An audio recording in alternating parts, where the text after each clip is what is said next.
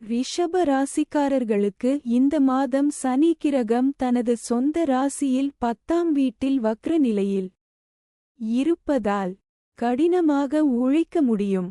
இதன் காரணமாக உங்கள் உடல்நலம் பலவீனமடையலாம் மற்றும் நீங்கள் சோர்வாகக்கூடும். ஆனால் உங்கள் வேலை அற்புதமாக இருக்கும். உங்களைச் சுற்றியுள்ளவர்கள் ஆச்சரியப்படலாம் மற்றும் மூத்தவர்கள் உங்களால் மகிழ்ச்சி அடைவார்கள். நீங்கள் நம்பாத அளவுக்கு கடினமான வேலைகளைச் செய்வீர்கள். 7வது வீடான செவ்வாய் கிரகத்தின் அதிபதி உங்கள் ஜாதகத்தின் முதல் வீட்டில் இருந்து 7வது வீட்டில் பார்ப்பார். குரு கிரகம் இந்த மாதம் முழுவதும் 7வது வீட்டை பார்ப்பதால் உங்கள் வணிகத்தில் குறிப்பிடத்தக்க அதிகரிப்பு, முன்னேற்றத்திற்கான நிலைமைகள் உருவாக்கப்படும். உங்கள் திட்டங்கள் நிறைவேறும். இதன் மூலம் உங்கள் நம்பிக்கை அதிகரிக்கும். இந்த மாதம் முழுவதும் கேது கிரகம் 5ஆம் வீட்டில் நீட்டிப்பதால் ரிஷபம் ராசி மாணவர்கள் படிப்பில் ஏற்ற தாழ்வுகளை சந்திக்க நேரிடும். ஆனால் குரு கிரகம் மாதம் முழுவதும் 5ஆம் வீட்டில் அமர்ந்து முதல் வீட்டில் அமர்ந்திருப்பது நல்ல விஷயம். இது அறிவைப் பெறுவதற்கான உங்கள் ஆர்வத்தை தணிக்கும். நீங்கள் ஒரு நல்ல ஆசிரியர் அல்லது வழிகாட்டியின் ஆதரவைப் பெறலாம் மற்றும் அவர்களின் வழிகாட்டுதலின் கீழ் உங்கள் படிப்பு நன்றாக இருக்கும். 2ஆம் வீட்டின் அதிபதியான புதன் உங்கள் ஜாதகத்தின் 4வது வீட்டில் சுக்கிரனுடன் சேர்ந்து நீட்டிப்பதால் வீட்டில் மகிழ்ச்சியும் அமைதியும் நிலவும். பரஸ்பர அன்பு மற்றும் சகோதரத்துவ உணர்வுகள் மேலோங்கும்.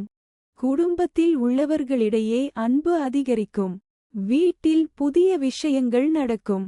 புதிய வாகனம் வாங்கலாம். சொத்து யோகம் ஒருவருக்கு உண்டாகும். அதுமட்டுமின்றி உங்கள் வீட்டிற்குள் சில சுப வேலைகள் அல்லது ஒரு செயல்பாடு ஏற்படலாம். இதன் காரணமாக உங்கள் குடும்ப வாழ்க்கையில் மகிழ்ச்சியையும் அமைதியையும் அனுபவிப்பீர்கள். உங்கள் ஜாதகத்தின் 5வது வீட்டில் கேது கிரகம் இருப்பதால் நீங்கள் இருவரும் ஒருவரையொருவர் புரிந்து கொள்வதில் சிரமம் ஏற்படலாம். உங்கள் உறவின் கண்ணியத்தை கெடுக்கும் என்பதால் உங்கள் உறவுக்கு இடையே தவறான புரிதல் வர வேண்டாம். உங்கள் காதலியை நீங்கள் நேசித்தால் நீங்கள் அவர்களை நம்ப வேண்டும். உங்கள் உறவில் எந்தவிதமான தவறான புரிதலையும் தவிர்க்கவும்.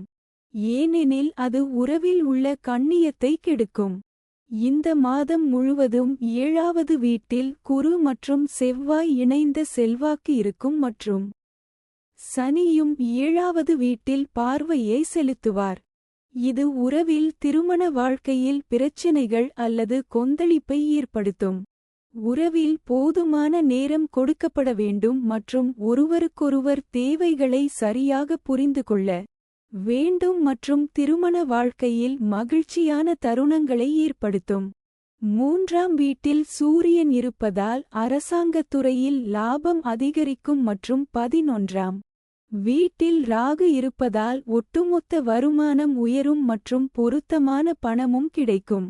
12ஆம் வீட்டில் அமர்ந்திருக்கும் வக்ர சனி செலவுகளை கட்டுக்குள் வைத்திருக்க உதவுவார். மேலும் வருமானத்தை சரியான முறையில் பயன்படுத்தவும். இது ஜாதகக்காரர்களுக்கு நன்மை பயக்கும்.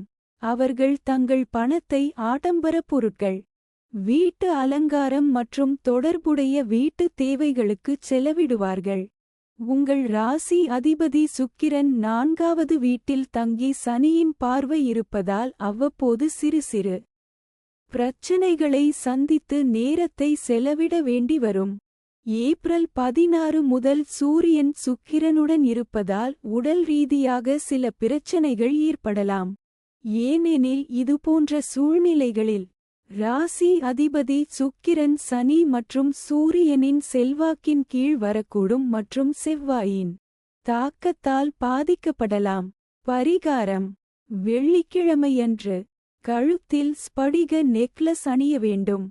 For more updates, subscribe our channel.